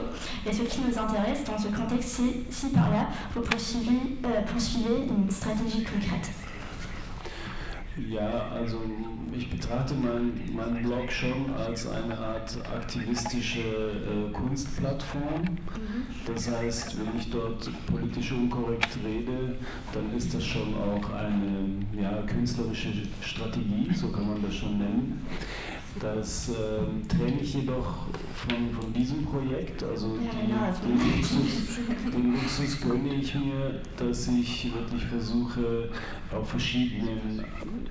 in verschiedenen Bereichen aktiv zu sein. Effectivement, mon blog, je le comprends en tant que plateforme artistique activiste. Donc là, effectivement, je me permets le luxe d'être politiquement non correcte. Je peux peut-être dire qu'il s'agit là d'une stratégie artistique, oui. Mais je sépare cette démarche que je mène sur mon blog bien clairement du projet actuellement en cours que je vous ai démontré. J'ai le loisir de pouvoir effectivement suivre en même temps plusieurs démarches. Und in dem Blog, also bei vielen Einträgen in dem Blog geht es um Themen wie strukturellen Rassismus in der Gesellschaft und auch gesellschaftliche Thematiken, die ich versuche auf eine andere Art anzugehen, nicht aus des nüchternen politischen Aktivisten, sondern eher aus der Sicht des künstlerischen Aktivisten. Et sur mon blog, effectivement, je me penche sur des sujets divers, des sujets plutôt d'ordre social, à savoir par exemple le racisme structurel, j'essaye de mener là une approche différente, par exemple, non seulement pas la démarche d'un activiste objectif, factuel, mais plutôt d'un activiste artistique. Und insofern ist Kommunikation natürlich für mich auch eine Kunstform, ja. Et par ce fait, effectivement, la communication est pour moi une forme artistique, une forme d'art. Vielen Dank für diese interessante Antwort. Ja, dadurch haben wir es ja schon geschafft, zum Aushängeschild der Stadt München zu werden, durch ihre Art zu kommunizieren, ihre Projekte zu vermitteln. Wie gehen Sie jetzt eigentlich mit dieser starken Akzeptanz seitens der Gesellschaft um, die Sie ja doch sehr oft kritisieren? Oui, excusez-moi. Donc, je m'en suis en français de Donc, la question que je viens de poser à M. Hatcher, c'est plutôt une affirmation, parce que M. Hatcher est un vrai symbole de la ville de Munich. Et donc j'aimerais bien savoir comment est-ce qu'il gère cette grande acceptation du côté de la société munichoise qui a tendance à beaucoup critiquer. Das sehe ich als einen Sieg. Denn ein Sieg insofern, dass ich durch diese Erfahrung gemerkt habe, eigentlich für mich bestätigt wurde, dass München nicht diese glatte, bürgerliche, langweilige Stadt ist, für die man sie gerne hält, sondern dass in München sehr viele profilmarkante und sehr interessante, illustre Gestalten auch leben und sehr interessante Gedanken haben, und das erfreut mich. Et au fait, moi, je vis ça comme une victoire. Pour moi, c'est une victoire, dans la mesure où, effectivement, cette expérience m'a démontré, en fait, que la ville de Munich n'est pas vraiment cette ville lisse, bourgeoise, ennuyeuse, telle qu'on se l'imagine quand on la voit, mais que dans cette ville vivent des personnes, des personnalités vraiment illustres, intéressantes, vivifiantes et intelligentes. Et pour moi, effectivement, ça a été très positif. Je suis dans le monde artistique et culturel. Nous organisons les rencontres chorégraphiques de Bordeaux, Gironde et Mériadec ici, dans les quartiers Mériadec, en plein air, ou plus précisément au niveau de l'esplanade Charles de Gaulle. Donc c'est un jardin qui est juste derrière l'hôtel de ville. Et le quartier Mériadec, c'est un quartier un peu futuriste, qui est maintenant un quartier d'affaires d'aujourd'hui. Avant, c'était un quartier populaire. Il fait des shops, plein de choses. Maintenant, grâce à l'ancien maire Chabon-Delmas, c'est maintenant un quartier d'affaires qui fait que beaucoup de gens qui viennent au cœur de Bordeaux pour travailler et le soir, le quartier se vide. Donc voilà, donc, l'idée de cette manifestation, c'est permettre un peu aux gens de s'arrêter un instant et d'apprécier là où ils passent plus de temps de leur vie, à travers notre manifestation. Et pourquoi je parle un peu de cette manifestation? Parce qu'on a non seulement des ambitions de réunir les 19 villes jumelées à la ville de Bordeaux dans ce quartier, dans le cadre de cette manifestation, mais surtout on est un peu dans cette démarche-là où on met un peu tout ce qui est lié à l'argent, à la matière, derrière, on a réussi à mettre l'homme au cœur de notre projet pour réaliser ce projet. Parce qu'en mettant l'argent devant, on était sûr et certain qu'on n'allait pas le faire. On n'allait pas le faire. Non seulement le projet, l'identité du projet liée à l'identité du quartier, mais en plus, on avait un peu des idées fous. Donc on a mis l'homme au cœur de ça, en passant un peu par le club des entreprises du quartier, en leur faisant comprendre l'importance d'accepter que l'art intègre le quartier et en leur permettant aussi d'accompagner le projet avec l'accompagnement, disons, en nature. Voilà. Donc dans cette forme d'ambition, d'où ma présence ici, c'est voir, parce que l'idée de cet espace, c'est aussi permettre à toutes ces idées, toutes ces paroles-là, d'être entendues, parce qu'on est dans un environnement artistique et culturel. Moi, ma question simple, est-ce que dans votre démarche, vous avez pensé l'art, la création, création a une place pour faire en sorte que les idées que vous portez puissent aussi avoir d'autres oreilles, dont peut-être que dans l'environnement dans lequel vous êtes seront pas touchés, tout ça. Voilà, c'est un peu ça. Et je suis un peu au cœur. Voilà, c'est une démarche dans laquelle nous sommes dans notre association. Donc d'où ma présence ici pour voilà. Bon, au niveau de l'entreprise, on essaye effectivement d'associer les créatifs, les artistes. Bon, c'est pas bon. On a, oui, il y a quelques années, on a acheté un certain nombre d'œuvres à des peintres, à des photographes. Et là, récemment, je me rappelle, là, lorsqu'on faisait notre séminaire dans les Landes, je disais, on a loué les services de Bataclown. C'est des clowns analystes, je ne sais pas si vous avez déjà entendu parler, donc ils viennent dans des conférences ou des séminaires comme ça et qui écoutent ce qui se dit et puis qu'après qui font leur analyse et leur restitution. Voilà, donc c'est un peu... Alors moi, ça faisait déjà plusieurs années que je disais à mes collègues, ce serait bien de les faire venir, etc. Puis bon, ça traînait des pattes, etc. Puis là, cette année, j'ai réussi quand même à les... Bon, je me suis un petit peu fâché et j'ai dit, bon, allez, on y va. Ils sont venus et tout le monde était ravi, quoi. Donc ça peut être un petit peu notre contribution parce que c'est vrai que la restitution du clown analyse, si vous ne connaissez pas ce monde-là, je vous engage à vous y intéresser parce que c'est vraiment assez fabuleux. Parce que ça révèle plein de choses, quoi, en fait. C'est très très fort, quoi, hein, le clown analyse, ça révèle en fait à travers le rire, à travers l'humour, les problèmes, les tensions qu'il peut y avoir dans des groupes, et ils sont extrêmement forts. Et donc effectivement, voilà, on essaye effectivement dans nos activités, même si c'est pas tout à fait facile, hein, on a une activité économique, hein, c'est pas toujours facile de ce point de vue-là, de quand même associer les artistes, parce que les artistes, ils ont cette sensibilité et ce regard dont on a aussi besoin et dont on doit se servir. Ich bin gerade involviert in der Entwicklung eines Areals in München, wo ich mich engagiere. Das ist das Kreativquartier. Ich weiß nicht, wie es in Bordeaux ist. Ich habe Bordeaux noch nicht so genau kennengelernt, aber ich kann mir vorstellen, dass es solche Areale hier auch natürlich gibt. Ich habe auch davon gehört.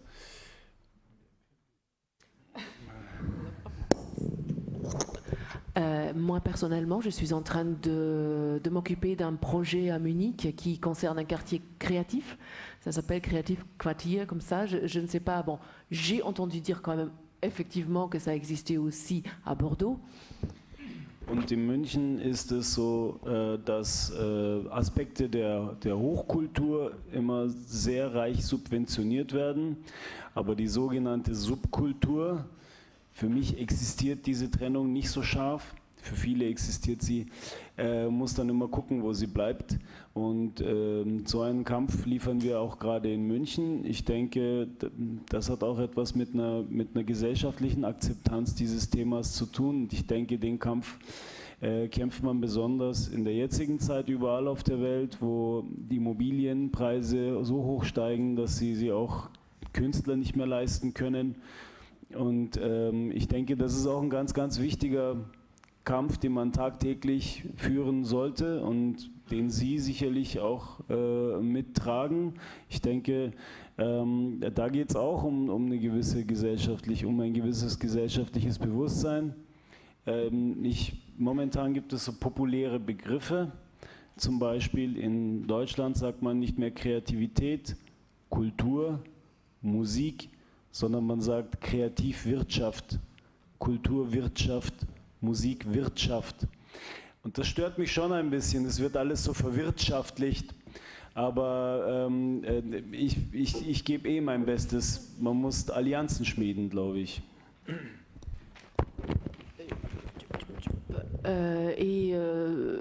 À Munich, par exemple, il y a la culture avec un grand C, la grande culture, la haute culture qui est hautement subventionnée, pendant que la sous-culture, la Subkultur comme on dit en allemand, malheureusement ne peut pas piocher dans les mêmes fonds. Et c'est une guerre munichoise qui effectivement est toujours d'actualité, mais que vous menez peut-être aussi à Bordeaux.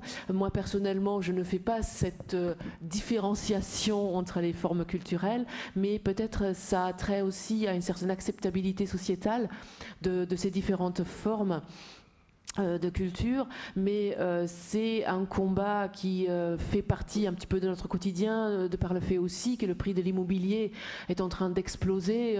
Les artistes ne peuvent plus y faire face, bien évidemment. Et ce que j'ai constaté aussi, c'est un glissement terminologique qui est en train de se faire. On ne parle plus de musique, on ne parle plus de créativité, de musique, de culture, on parle de l'économie culturelle, de l'économie créative, de l'économie musicale. Donc tout est économisé donc à ce moment-là, c'est quelque chose qui me gêne beaucoup, mais je pense que ça fait partie aussi du combat. Aber ich glaube, man muss auch als Künstler Politik machen. Man muss auf seine Art und Weise Politik machen, anders geht es nicht. Man kann nicht nur seine Kunst machen, das ist meine Auffassung, sondern man muss genauso Politik machen, leider Gottes, wie die anderen auch. Und ich habe gemerkt, es macht sogar Spaß. Mais en tant qu'artiste, je pense que on doit faire de la politique en même temps. Il ne suffit pas juste de vivre son art, hein. Il faut aussi faire de la politique. J'ai dû l'apprendre et forcément je me suis rendu compte que c'est même assez amusant. Je sais que certains d'entre vous ont encore des questions à poser. Je vous prie de bien vouloir m'excuser, mais je crois que nous avons beaucoup débattu. Vous aurez l'opportunité de poser vos questions. Je voudrais juste clore les débats ici en vous remerciant au nom du conseiller culturel à l'ambassade de France en Allemagne, M. Emmanuel Suard, qui est en même temps le directeur de l'Institut français d'Allemagne. Remercier les étudiants qui ont participé très activement à la préparation sous la direction de Mme Ruckert. Remercier encore une fois Madame de Blaye et tout le travail qui a été fourni ici à Bordeaux pour que cette manifestation soit possible. Et enfin, remercier nos deux invités. Oh pardon, avant de remercier nos deux invités, remercier aussi l'excellent travail de notre interprète, sans laquelle cette manifestation n'aurait pas pu avoir lieu. Bravo à vous. Et enfin, nos deux invités qui ont livré, je crois, de très beaux témoignages, pardonnez-moi, avec deux expériences bien différentes, mais je crois dans le sens du débat de ce jour, ô combien complémentaires. Merci beaucoup.